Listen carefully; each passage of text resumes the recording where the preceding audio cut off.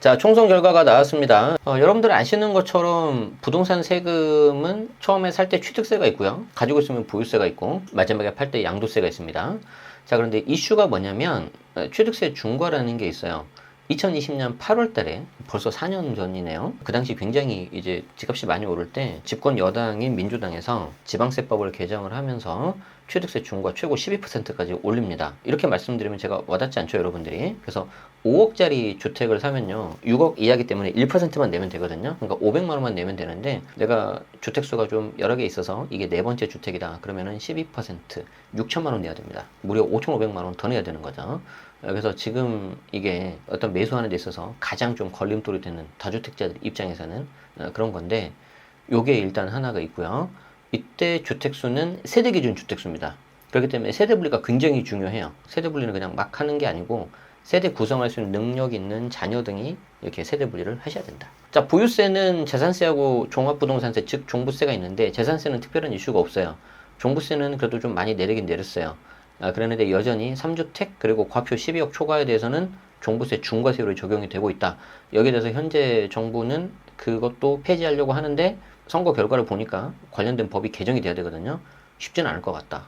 취득세도 마찬가지다. 시행령을 할 수 있는 게 많이 없다. 자, 마지막 양도세입니다. 다주택자 양도세 중과세율이 적용이 돼서 최고 75%까지 갔어요. 기본 세율이 45인데 3주택 이상 같은 경우에는 30%포인트가 붙어버리거든요. 75예요. 지방소득세 붙으면 82.5까지 갑니다. 쉽게 말해서 내가 100만 원을 벌면은 82만 5천 원 세금 내고 끝나는 거죠. 못 팔아요, 저거. 17만 5천 원이라도 남는 거 아니냐 하시는 분들은 자기가 아니라서 그렇습니다. 실제 제가 알고 있는 분이 양도 차익이 10억이었어요. 근데 2019년도에 양도세 중과를 맞아서 그 당시에는 3주택 20%포인트 가산이었거든요. 그래서 최고 세율 거기에 20%포인트 붙어가지고 약 7억을 냈습니다. 7억이 날라가 버렸어요. 그러니까 본인이 자진해 판 게 아니라 실수로 비과세인 줄 알고 그분의 노후 인생 그냥 끝나버렸어요. 70대 노부부였는데 여기에 대해서 현재 정부는 다주택 양도세 중과를 유예를 했어요. 한시 유예. 25년 5월 9일까지. 그런데 이거를 근본적으로 뭔가 개선하려면 관련된 법을 바꿔야 되거든요. 쉽지는 않아 보여요. 다만 비과세 요건은 상대적으로 용이해졌는데 갑자기 좀 트라우마가 생기네요. 22년 5월 10일 이후에 양도하는 거에 대해서는 내가 다주택 상태에서 집을 처분하고 한 주택이 남는다 하더라도 추가 2년 더 있어야 된다. 그게 사라졌습니다. 그게 흔히 말하는 최종 1주택인데 보유기간 재산정이라고 있어요. 제가 봤을 땐 가장 악법 중에 악법입니다. 왜 그러냐면 단순히 세금을 많이 걷고 뭐 그렇게 해서 악법이 아니고 세금을 부과하는 데가 어딥니까? 국세청이라는 데가 있잖아요. 그리고 그 위에 법을 만드는 기획재정부가 있어요. 근데 어떤 일이 있었냐? 국세청에서 이렇게 하면은 비과세가 됩니다라고 사전에서 그랬어요. 사전 답변. 그러니까 이거는 좀 어려운 말로 과세권, 그러니까 어떤 근거 자료로 들 수 있어요. 국세청에서 비과세라고 판단을 했다고요. 근데 그 위에 상위부서 기획재정부에서 그 비과세 판단을 뒤집어 버립니다. 이게 제가 가장 생각하는 악법이었어요. 근데 그게 사라졌어요. 그런데 설마 다시 만들지 않겠죠? 말하면 안 되는데. 말이 시가 되니까. 자, 마지막으로 양도세 주택수도 세대기준 주택수예요. 보유세는 인별과세라서 내가 가지고 있는 것만 체크하면 되는데 양도세와 취득세는 나랑 같이 살고 있는 가족의 주택수도 함께 체크해야 됩니다. 그래서 이거 체크 못하면 비과세가 날아가 버려요. 자, 어쨌든 현재 요런 상태입니다. 그런데 현재 정부가 22년도에 들어서면서 이렇게 하겠다라고 했죠. 자, 지금 얼마나 지켜지는지 한번 봅시다. 일단 취득세 중과 완화 진행 상황 전혀 없어요. 최고 세율 12%, 8%에 대해서 50% 세율 인하해서 6%, 4%까지 좀 내려보겠다. 이렇게 했는데 여기에 대해서 전혀 지금 진전된 게 없고요. 요게 예상대로라면은 23년 2월 달에 개정이 됐었어야 되는데 근데 벌써 지금 1년이 넘어갔죠. 쉽지 않아 보입니다. 여기에 조금 혜택을 주는 게 나와요. 소형 신축, 구축, 그리고 지방 중공업 미분양 아파트 여기에 대해서는 주택수 제외 해주는데 이때 주택수 제외가 뭐예요? 취득세 중과할 때 주택수 제외거든요. 근데 제가 여기 함정이 있다고 얼마 전에 영상 올려드렸죠. 26년 말까지만 빼준다고. 야, 이거 골 때려요 이거. 그 이후에는 어떻게 될지 그때 가서 연장 여부를 결정하겠다는 거죠. 왜 골 때리냐? 이거 자체에서 유효기간을 해준 것도 제가 봤을 때는 좀 심각한데 이걸 역으로 말하면 무슨 말이에요? 당초 작년에 약속했었던 50% 최고 세율 인하 이거 아예 없겠다는 거잖아요. 26년에 가서 이거를 계속 할지 말지를 결정하겠다는 거는 그때까지 요거는 그냥 없겠다라고 한 거잖아요. 저는 그렇게 받아들여지더라고요. 그래서 여기에 대해서 더 궁금하신 분들은 요 그림 있는 거 영상을 보시면 되고요. 이게 좀 조회수가 잘 나왔어요. 그러니까 그만큼 여러분들이 관심이 많이 있다는 거죠. 그런데 쉽지 않아 보인다. 그래서 이런 겁니다. 다주택자에 대한 취득세 중과세율이 3주택 조정 12%, 비조정 8%, 4주택 이상 그리고 법인에 대해서 12, 12%였는데 50%씩 낮춰서 6%, 4%, 6%, 6%, 그리고 2주택 같은 경우도 이제 중과를 없애겠다 했는데 22년 12월 20일 이후로 이제 소급 적용하기로 했었거든요. 그런데 지금 24년 벌써 4월 달이잖아요. 이거 소급 적용 되겠습니까? 설령 된다 하더라도 쉽지 않아 보인다. 그래서 저는 취득세는 거의 한 반 정도는 지금 포기했습니다. 이건 제 개인 그겁니다. 자, 2번. 종부세 중과 폐지인데 올해 좀 일단 지켜봐야 될 것 같은데, 왜냐하면 얼마 전에 대통령 민생 토론에서도 공시가격 현실화율 폐지도 언급했고 계속해서 작년에도 이거 중과 없애겠다라고 했는데 오늘 선거 결과를 나온 걸 보니 쉽지 않아 보이는 느낌이 싸하게 드네요. 여기 보시면 3주택 이상, 그러니까 보유세는 아까 말씀드린 것처럼 인별과세예요. 인별과세. 그러니까 내가 갖고 있는 것만 보시면 돼요. 그래서 3주택 이상 지역 상관없습니다. 과표가 12억이 넘는다. 그럼 시가로는 거의 한 30억, 40억 될 거예요. 그냥 단순하게 계산했을 때 부산에 10억짜리 세 채 있다. 잘못하면 중과 맞아버려요. 그러면 그 30억 시세잖아요. 그럼 30억을 내가 부산에 10채 3개로 갖고 있느니 어떻게 하는 게 돼요? 하나만 갖고 있으면 되죠. 왜? 주택수가 2주택 이하면 중과세율 안 맞거든요. 그럼 여러분들이 부산에 3개 갖고 있다 그럼 어떻게 하겠습니까? 그냥 단순하게 계산해보면은 하나를 팔거나 아니면 다 정리하고 서울 강남으로 똘똘이 하나로 가겠죠. 똘똘한 한 채가 더 심화될 겁니다. 법인은 2.7%, 5.0% 그냥 최고세로 곧바로 적용입니다. 법인에 대해서는 뭐 지금 논의된 게 1도 없어요. 법인 하시는 분들은 잘 계획 세우셔야 돼요. 자, 양도세 중과. 원래 현재 정부는 폐지하기로 했는데 일단 어떤 근본적인 폐지는 아니고요. 시행령을 통해서 그냥 중과하는 거를 1년 더 유예 연장하는 거다. 25년 5월 9일까지. 저는 이거 사실 반반이었거든요. 아니면 총선 끝나고 나서 뭐 나올까 했는데 이건 좀 빨리 나오더라고요. 1월 달에. 그래서 25년 5월 9일까지 1년 더 연장됐는데 여기에 대해서 여러분들이 조심하셔야 되는 게 있습니다. 뭐냐? 소형주택 그리고 지방 중공업 미분양 아파트는 양도세 중과 폐지 대상에서는 주택수가 빠지는데 비과세 판단할 때 주택수는 포함됩니다. 소형주택 그리고 지방 중공업 미분양 아파트는 양도세 중과 대상 주택수는 빠지는데 비과세 주택수는 포함이에요. 무슨 말인지 알 수가 없죠. 그래서 제가 그림을 가져왔죠. 이 자료가 지금으로부터 한 4년 전쯤에 그때 이제 거의 전국이 조정 대상 지역이었을 때 잘못해서 팔면 양도세 중과를 맞았을 때 그때 제가 여러분들한테 강의할 때 써먹었던 그림이거든요. 제가 이걸 다시 가져올 줄 몰랐습니다. 자, 여러분들이 알고 계시는 주택수는요, 요 파란색이에요. 그냥 주택수. 근데 세법에서는 이걸 좀 더 촘촘하게 적용을 합니다. 그래서 이 노란색이 중과대상 주택수인데 얘가 이제 소득세법 시행령 167조에 3, 아무튼 그쪽 뭔가 있어. 그리고 실제 중과가 적용되는 주택은 이 중과대상 주택수에서 조정대상 지역에 있는 주택을 가지고 중과를 매겨요. 앞에 나왔던 이 소형주택, 지방 미분양 아파트에서 주택수가 빠진다는 거는요, 요 파란색 비과세 판단하는 전체 주택수에서 빠지는 게 아니고 중과대상 주택수에서 빠진다는 건데 도대체 그림을 봐도 모르겠죠. 그래서 얘를 가져왔어요. 서울 조정 지역에 한 채가 있다. 이번에 110 대책에 나왔던 소형 신축을 내가 또 하나 있다. 지방 중공업 미분양 아파트가 한 채가 있다. 주택수 몇 개예요? 파란색 세 채요, 세 채. 소형 신축 지방 미분양 주택수 빠지니까 나 서울 하나니까 비과세 이러다 망한다고요. 그렇지 않다. 전체 주택수는 세 채다. 그럼 이거 소형 신축과 지방 미분양은 도대체 무슨 주택수 빠진다는 거냐? 요 노란색 중과 대상 주택수에서 빠진다는 거예요. 그래서 중과 대상 주택수는 뭐냐? 이 소형 신축과 지방 미분양이 빠지니까 서울 조정 대상 지역 요거 딱 하나만 되는 거지. 그런데 이게 서울이 조정 대상 지역이잖아요. 그러니까 요 빨간색 중과 적용 주택이 요 서울 조정 대상 지역 딱 하나인 거고 실제 중과가 돼요, 안 돼요? 다주택이 아니잖아요. 1주택이잖아요. 그래서 중과는 안 들어가요. 그리고 설령 내가 이런 서울 중과 대상 주택수가 2개 있다 하더라도요. 25년 5월 9일까지는 양도세 중과가 유예가 된다. 그림을 봐도 뭔가 잘 어렵죠. 사례를 들어도 뭔가 아리까리 하면서 살짝 짜증이 나죠. 자, 이제 앞으로는 만약에 또 전국이 예전처럼 조정대상 지역으로 묶인다 그러면은 이걸 다시 공부해야 될 수 있어요, 여러분들이. 저는 이걸 또 가르쳐야 되고. 그럼 여러분들이 어떻게 하는 게 좋겠습니까? 주택수가 많은 게 좋아요, 적은 게 좋아요? 적은 게 좋아요. 심플한 게 좋아요. 우리 아까 취득세도 어땠어요? 많은 게 좋아요, 적은 게 좋아요? 적은 게 좋잖아요. 8% 12% 맞아버리니까. 보유세는 세 채까지는 괜찮았지만 귀찮잖아요.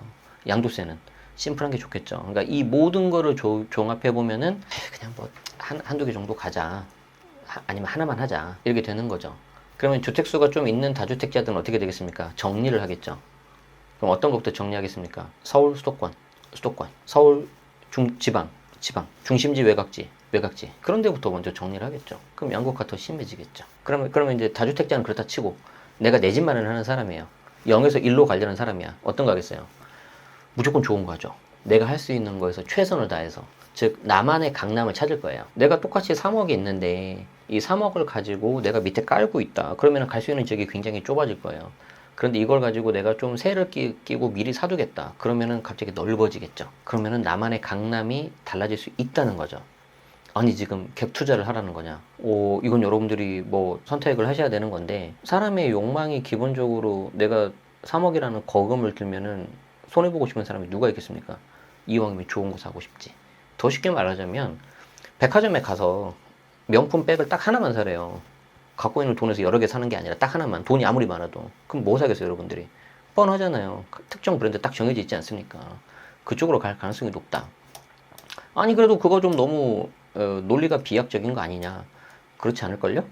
잘 봐요. 아까도 말씀드린 것처럼 취득세 가급적 한두 개가 유리하죠?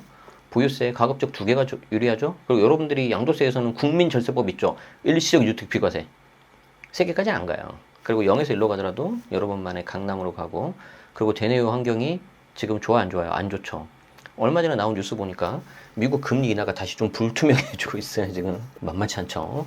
자, 그럼 결국에는 똘똘한 한두 채 집중 현상이 강화가 될 거고, 여기에 대해서 여러분들이 서로 경합을 벌여야 되는 그런 시기가 올 수 있는데 무슨 말이냐? 자, 이거예요, 이거. 자, 이거는 선거 전에 있었던, 이틀 전에 있었던 4월 8일자 매일경제 기사입니다. 뭡니까? 똘똘한 한 채는 역시 서울이다. 원정 매입 급증한다. 이것 때문이라고 한다. 자, 외지인의 서울 아파트 투자가 급증하고 있다. 왜? 서울 대부분이 비조정이잖아요. 그럼 내가 1주택자는 실거주 안 해도 비과세잖아요. 여기에 뭐가 있어요?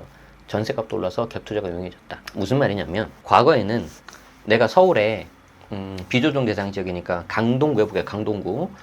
비조정 대상 지역 강동구에 있는 집을 내가 산다 그러면은 일단 첫 번째로 강동구 내에 살고 있는 사람, 그리고 그 주변에 있는 사람들이 대부분 경쟁자였어요. 그런데 요즘에는 정보가 워낙 빠르죠. SNS도 있죠. 이렇게 유튜브도 있죠. 그러니까 어떻게 하냐? 전국에 있는 사람들이 강동구를 쳐다봐요. 내가 부산에 3억 가지고 해운대에 있는 데를 살 거냐? 아니면 강동에 있는 걸 살 거냐? 그러면 답이 너무 명확해지는 거죠. 근데 거기에 뭐가 있어요? 전세가가 올라요. 견물생심이라고 알죠? 예전에는 예를 들어서 갭이 5억이었다. 야, 그래. 난 좀 너무 무리야. 못하겠어. 했는데 갑자기 이게 줄어버려요. 3억으로. 그럼 사람이라는 게 욕심이 생겨요. 그래서 이런 일들이 발생할 수 있고 앞으로가 더 이렇게 나올 가능성이 높다.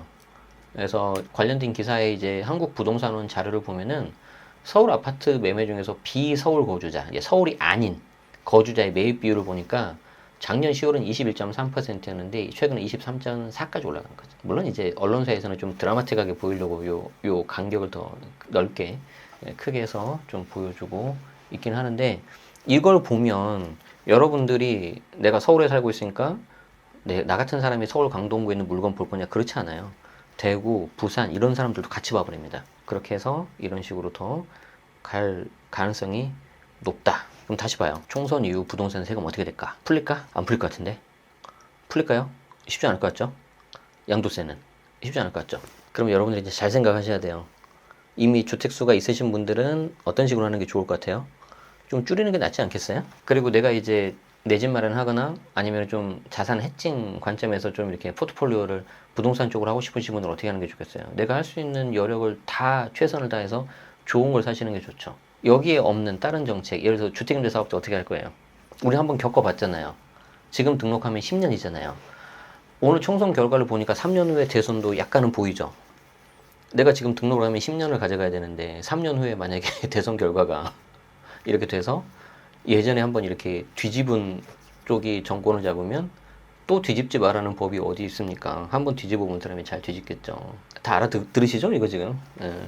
자, 그렇게 한다면은 지금 신규 등록하는 거는 굉장히 어떤 철저한 어떤 계획과 본인만의 뚝심이 있는 게 아니라면은 신중하시는 게 좋겠다. 그리고 이제 주택임대 사업자 같은 경우에는 아예 제가 별도로 다음에 말씀을 드려야 될 것 같은데, 관련된 법이 너무 많아요. 기본적으로 주택임대차 보호법을 봐야 되고요. 메인이 되는 거는 민간임대주택에 관한 특별법, 즉 민특법을 건드려야 돼요. 그리고 관련된 세제 혜택은 소득세법 건드려야 되고 종합부동산세법 건드려야 되고 조투법 건드려야 됩니다. 장토공 하려면은. 이게 5개가 다 얽혀 있어요. 이걸 국토교통부에서 하나에서 한다? 쉽지 않아 보입니다. 그리고 지금 다 법을 개정을 해야 되는 거죠. 그런데 오늘은 4월 10일 총선 날입니다. 보니까 점점점 됐죠. 그래요. 언젠가는 제가 기회가 되면 요 점점점에 대해서도 한번 말씀드리도록 하겠습니다. 물론 이제 이 라이브를 녹화한 날이 오늘 이제 출구조사 결과 나오고 이제 3시간밖에 안 된 상황이기 때문에 좀 더 지켜보긴 봐야 될 것 같아요. 총선 결과가 문제가 아니라 이제 또 어떤 식으로 정책이 흘러갈지는 좀 더 지켜봐야 되는데 새로운 소식이 나오면 발빠르게 전달 드릴 수 있도록 하고요. 큰 틀에서는 뭐 저는 좀 그런 식으로 해서 제가 앞에 말씀드린 방향으로 해서 여러분들이 자산관리 방향성을 좀 가져가야 되지 않냐. 그리고 주택 같은 경우에는 뭐 지금도 그렇지만 특히 이 취득세 중과가 굉장히 뼈아프거든요. 좀 늘리는 거에 대해서는 굉장히 신중하셔야 된다. 그 말씀을 좀 드리고 싶습니다. 그리고 부동산은 아니지만 이제 종합소득세에서 우리가 소득급은 8개로 하잖아요. 내가 돈을 벌면 이자, 배당, 사업, 근로, 연금, 기타, 양도, 퇴직 8개인데 이제 하나 더 들어가게 생겼죠. 금투세라고 아세요? 이게 이제 들어갈 가능성이 좀 높아졌죠. 그러면 여러분들 중에 이제 주식하시는 분도 계시죠. 잘 하셔야죠. 코인은 어떨까 그러면 코인은 많이 올랐죠. 최근에 많이 오른 상태에서 저는 얼마 전에 팔았고 우리 연회원분들은 다 아실 거야. 내 수익률에 대해서. 어쨌든 우리가 지금 살아가면서 자본주의 사회에 살고 있기 때문에 재테크는 안 할 수가 없어요. 그럼 이제 주식, 부동산, 코인 이렇게 3개인데 여러분들이 이제 잘 하시는 거에 잘 준비하셔서 하셔야 되겠죠. 안 할 수는 없어요. 안 하고 나는 그냥 열심히 일만 해서 근로소득만으로 어떻게 해보겠다 하시는 분들은 아직 그 자본주의 구조에 대해서 잘 모르시는 것 같아서 EBS 다큐프라임 자본주의 아니면 그 자본주의 책을 권해드립니다. 바쁘시면은 그 EBS 자본주의 책 1장만 보시면 돼요. 왜냐하면 우리가 살고 있는 이 자본주의는 빚을 내지 않으면 안 들어가게끔 돼 있어요. 사회 구조가. 그러면 우리 중학교 때, 고등학교 때 배웠죠. 빚을 많이 내면 인플레이션이 난다면서요. 화폐 가치가 떨어지니까. 화폐 가치가 떨어지는 인플레이션이 발생하면 채권자가 유리해요? 채무자가 유리해요? 채무자가 유리하죠. 내가 갚아야 될 돈의 가치가 떨어져 버리니까. 그러면 경제의 3요소가 가계, 기업, 정부 아닙니까? 여기서 채무자가 누구예요? 정부잖아요. 그럼 정부 입장에서는 일부러 인플레이션 내야 돼, 안 내야 돼? 내야죠. 내가 그래야 유리하니까. 그러니까 다 돈을 찍어내는 거예요. 그러니까 그런 구조에 살고 있는 거예요, 우리가 지금. 근데 우리는 어떻게 배웠어요? 빚 내지 마라. 저축해라. 이러잖아요. 그게 이제 좀 잘 여러분들이 한번 생각해 보실 필요가 있는 그런 거다. 그래서 EBS 출판사에서 낸 자본주의라는 책이 있습니다. 바쁘시면 1장만이라도 꼭 보시면 좋겠습니다. 뭐 제가 중간중간에 약간 좀 주제 넘게 말씀드리는 부분도 좀 있을 것 같은데 그냥 순전히 제가 이제 2016년부터 부동산 세금에 대해서 강의를 해왔고 저는 실제 주택임대 사업자고요. 실제 부동산 법인을 운영하고 있기 때문에 거기에 대한 경험을 바탕으로 드린 말씀도 있다라는 것을 참고해 주시고 새로운 소식 나오면 또 말씀드리도록 하겠습니다. 고맙습니다.